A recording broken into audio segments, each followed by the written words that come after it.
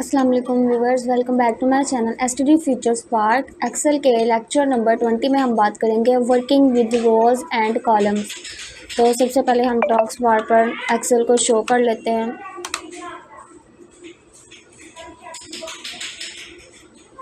Excel को open करके हम इसकी न्यू शीट पे आए हैं। तो हम डिस्कस करेंगे how to convert old 65536 rows to new 1048576 rows। तो जैसा कि ये 2016 का एक्सेल है, अगर हम इसकी रोज़ को देखना चाहते हैं तो हम यहाँ पे एंड लेफ्ट एरो करेंगे।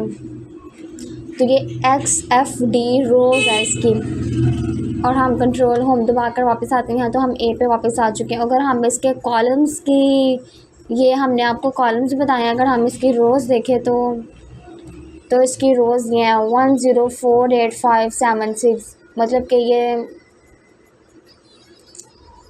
10,48,576 इसकी ये रोज़ होती हैं। कंट्रोल होम, तो हम ये होम पे आ गए हैं और फिर से मैं आपको इसकी रोज़ दिखाती हूँ। ये इसके कॉलम्स है, सॉरी कॉलम है, ये XFD इसके कॉलम है। कंट्रोल होम, हम होम पे वापस आ गए हैं। तो आगे हमारा पॉइंट है how to do if insert new row has non empty error. Excel में काम करते हुए हम रोज़ को और कॉलम्स को एम्प्टी भी छोड़ सकते हैं। जैसे कि यहाँ पे मैं लिखती हूँ ABC, और अगर हम इसके एंड पे आते हैं तो ये देखें, ये इस पे एंड पे आके अगर हम इसके एंड पे फुल स्टॉप लगाते हैं, मतलब कि एंड पे हमने कुछ लिख लिया है, एंड पे हमने कुछ लिख लिया। कंट्रोल होम करके हम अगर होम पे आए हैं तो आता insert new row using shortcut menu, मतलब कि अब मैंने यहाँ और एंड पे, ये देखें एंड पे भी मैंने लिखा है और यहाँ पे भी लिखा है। और अगर हम यहाँ पर न्यू रो लेना चाहते हैं तो हम इसको राइट क्लिक करेंगे और इंसर्ट करेंगे। तो आप ये देख रहे हैं, उसने कहा है कि लास्ट पे कुछ लिखा हुआ है, इसकी वजह से वो न्यू रो हमें नहीं दे सकता। और अगर हम लास्ट से इसको रिमूव करते हैं और अब कंट्रोल होम पर आकर यहाँ पे हम कोई इंसर्ट करते हैं तो आप देख सकते हैं यहाँ पे रो बनी है। जैसे कि यहाँ पे मैं लिखती हूँ और यहाँ पे अगर मैं इसको इंसर्ट करती हूँ तो वो न्यू रो बनी है। अगर इसी को देखेंगे नीचे आएगी इंसर्ट। इसका मतलब ये है कि अगर लास्ट पे कुछ लिखा हुआ हो तो इंसर्ट रो नहीं हो सकती, एम्प्टी नहीं हो सकती, और अगर खाली हो, एम्प्टी हो, तो फिर हम कुछ लिख सकते हैं। How to insert new row using shortcut menu. तो शॉर्टकट मेन्यू के ज़रिए हम न्यू रो को इंसर्ट कैसे कर सकते हैं। तो शॉर्टकट मेन्यू यही है। यहाँ पे रो मतलब कि ये 8 है, यहाँ पे राइट क्लिक करें और इसको ही शॉर्टकट मेन्यू कहते हैं, उसको इंसर्ट, और ये इंसर्ट हो चुकी है, मतलब कि न्यू रो आएगी है। इंसर्ट का मतलब है न्यू रो, एक एक्स्ट्रा शीट दे देता है, वो हमें एक्स्ट्रा रो दे देता है। तो शॉर्टकट मेन्यू यही है, राइट क्लिक करें और ये आपके पास आ जाएगा। और आगे है how to insert new row using ribbon. Ribbon की मदद से हम न्यू रो कैसे ले सकते हैं। तो रिबन की मदद से रो लेने के लिए सिंपल यहाँ पे हम होम पे आएंगे, होम रिबन पे, और यहाँ पर इंसर्ट का आपको ऑप्शन नज़र आ रहा है और इंसर्ट करेंगे, आप देखेंगे इंसर्ट हुई है। इंसर्ट शीट रोज़, इंसर्ट शीट रोज़, ये देखें इंसर्ट हुई है, इंसर्ट हुई है। तो ये रिबन की यूजिंग बाय रिबन की मदद से था। नेक्स्ट है how to do if insert new column has non empty error. Mean के new column non empty error के साथ कैसे लिख सकते हैं हम। कॉलम्स ये हैं नॉन एम्प्टी यही है कि ये कॉलम है और कॉलम के जैसे ये सी कॉलम है, हम इसको राइट क्लिक करें और इंसर्ट करते हैं तो ये यहाँ आ गया। अगर हम ए पे इंसर्ट करते हैं, ए कॉलम पे इंसर्ट करते हैं, तो आप देखेंगे कि ये इंसर्ट हो गए, यहाँ पे एम्प्टी स्पेसेस आ गई हैं और एम्प्टी कॉलम आ गया। और जबकि ये बी वाले कॉलम में ABC को लेकर अगर हम B को इंसर्ट करते हैं तो ये C में ले जाएगा। इसका मीन्स ये है कि ये इंसर्ट कर रहा है। और अगर हम यहाँ पर 1 2 लिखते हैं और यहाँ पे एंड पे आते हैं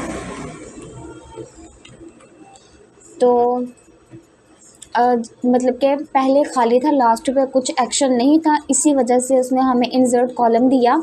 और अगर हम यहाँ पे एंड पे फुल स्टॉप लगा देते हैं तो अब यहाँ पे हम कंट्रोल होम पर आते हैं और यहाँ पर आके किसी कॉलम को इंसर्ट करते हैं तो आप देखेंगे कि अब उसने वो शो नहीं करवाया। जैसे कि रोज़ में भी बताया था वैसे ही आपको कॉलम में बता रहा है और कोई भी इंसर्ट शीट नहीं कर रहा है, एरर दे रहा है, ये एरर है। और अगर हम कंट्रोल एंड पर जाते हैं, ऐसे रो पे आए और कंट्रोल एंड,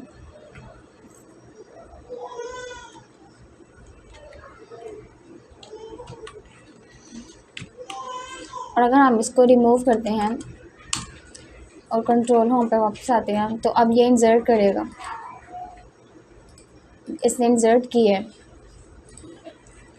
नेक्स्ट पॉइंट है how to insert multiply rose.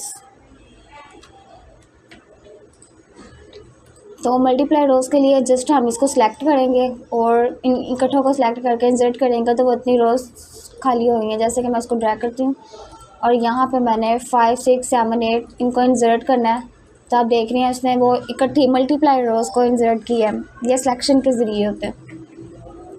Next हमारा पॉइंट है deleting rows and columns. How to delete entire row using shortcut menu. How to delete entire row using shortcut menu. Shortcut menu की मदद से हम एक पूरी entire रो को कैसे डिलीट कर सकते हैं। तो ये एंटायर रो है, शॉर्टकट मेन्यू यही है। 1 पे आए और इसको डिलीट करें, वो आपको देख रहे हैं वो पूरी रो डेल हो जाएगी। जैसे कि यहाँ पे लिखा ये 10 वाली यही रो, इसको हम डिलीट किया तो वो पूरी 10 वाली रो डेल हो चुकी है। ये शॉर्टकट मेन्यू थी।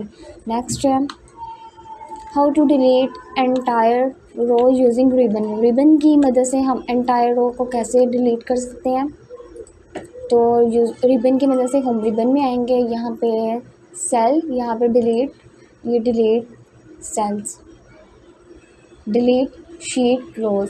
हमारा ऑप्शन क्या था, रो, तो हम यहाँ पर सिंपल रो करेंगे डिलीट शीट रोज तो वो डेल हो गई हैं। ये बाय यूजिंग रिबन की मदद से था। नेक्स्ट है how to insert multiply columns. How to insert multiply columns. Multiply columns को कैसे इंसर्ट कर सकते हैं। जैसे ये सी और डी है और इन दोनों को हमने सेलेक्ट किया और इसको हमने इंसर्ट कर दिया तो जो रो वाला मेथड है वही सेम कॉलम वाला मेथड है। आई होप आपको पसंद आ रहा होगा लेक्चर और आपको उसकी अच्छी खासी समझ आ रही होगी। नेक्स्ट है how to undo of deleted rows और कॉलम्स। अंडू मतलब वापस कैसे लेके आ सकते हैं, कोई एक्शन वापस कैसे ला सकते हैं हम। जैसे कि काम करते हुए मिस्टेक्स तो हो ही जाती हैं तो हम उसको अंडू कैसे कर सकते हैं।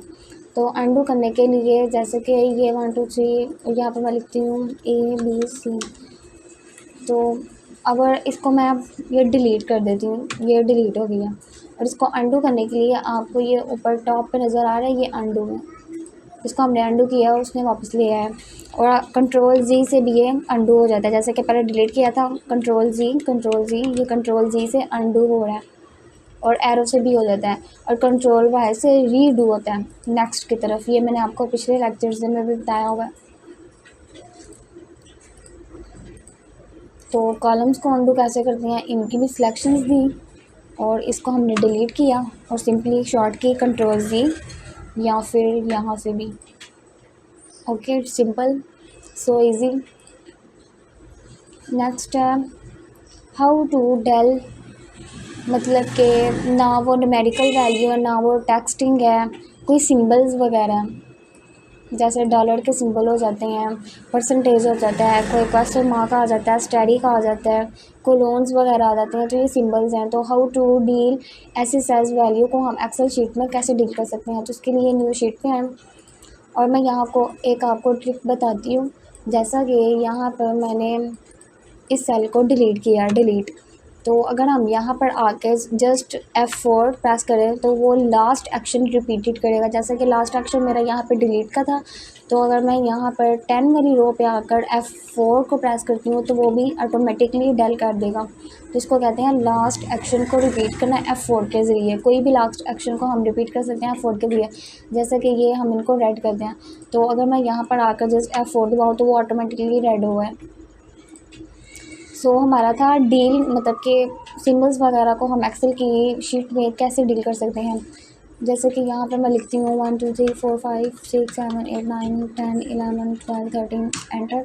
तो उसने कुछ इस तरह से दिया है, क्योंकि यहाँ पर 1 से 15 से ज़्यादा आगे कुछ भी नहीं लिखा जा सकता, तो सिंपल केस में ऐसा आएगा।